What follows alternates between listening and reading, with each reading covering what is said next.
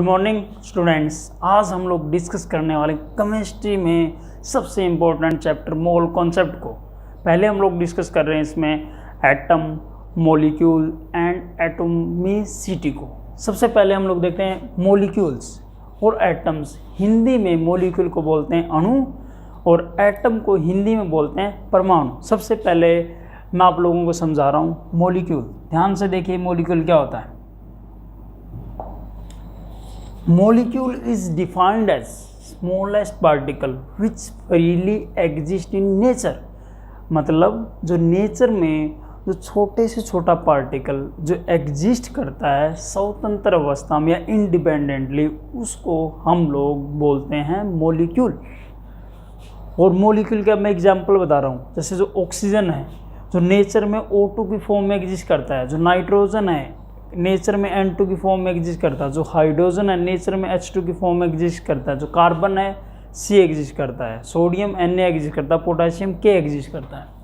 और noble gases की बात करें तो हीलियम सीधा एग्जिस्ट करता है, नियोन, आर्गन, क्रिप्टन। अगर हम लोग देखें ऑक्सीजन के एक मॉलिक्यूल में 2 एटम दिख रहे हैं हम लोगों को, नाइट्रोजन के एक मॉलिक्यूल में 2 एटम दिख रहे हैं, कार्बन में 1 दिख रहा है और हीलियम, नियोन, आर्गन, क्रिप्टन बाकी इन सभी में या चारों में एक एक एटम हम लोगों को दिख रहा है। अब हम लोग बात करते हैं एटम की। मैंने अभी आप लोगों का बीच में नाम लिया एटम, तो उसी की मैं बात कर रहा हूँ आप लोगों से। हाँ, अब देखो एटम।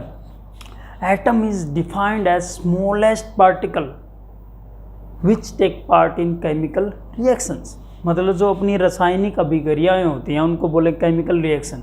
जो उसमें छोटे छोटा पार्टिकल पार्टिसिपेट करता है उसको हम लोग बोलते हैं एटम।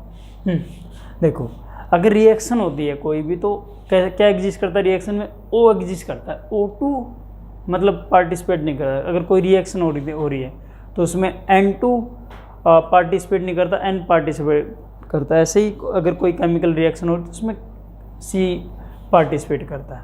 हाँ, तो यहाँ पे हम लोगों को पता लग रहा है कि जो ऑक्सीजन है उसका एटम O है, नाइट्रोजन का N है, ऐसे नोबल गैस का हीलियम, नियोन। हाँ, अब आगे हम लोग देखते हैं एटोमिसिटी। क्या देख रहे हैं हम लोग? एटोमिसिटी। तो एटोमिसिटी क्या होती है? बहुत ही सिंपल।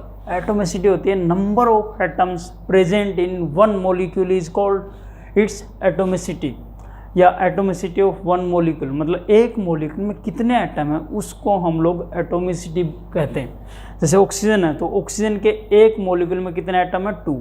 नाइट्रोजन के एक मॉलिक्यूल में कितने एटम है? 2। ओजोन, इसको बोलते हैं ओजोन, O3 मतलब ओजोन। ओजोन के एक मॉलिक्यूल में कितने एटम है? 3। फॉस्फोरस के एक मॉलिक्यूल में कितने एटम? 4। ऐसे सल्फर के एक मॉलिक्यूल में कितने एटम है? 8। आर्सेनिक में कितने हैं? AS4 तो 4। H2SO4 में कितने आ रहे हैं? 7। H3PO4 में कितने आ रहे हैं? 8 कैसे आ रहे हैं? 3 हाइड्रोजन, 1 फॉस्फोरस, 1 और 4 ऑक्सीजन। और हीलियम के एक मॉलिक्यूल में कितना आ रहा है? 1। नियोन के एक मॉलिक्यूल में कितना आ रहा है? 1। थैंक यू बच्चों।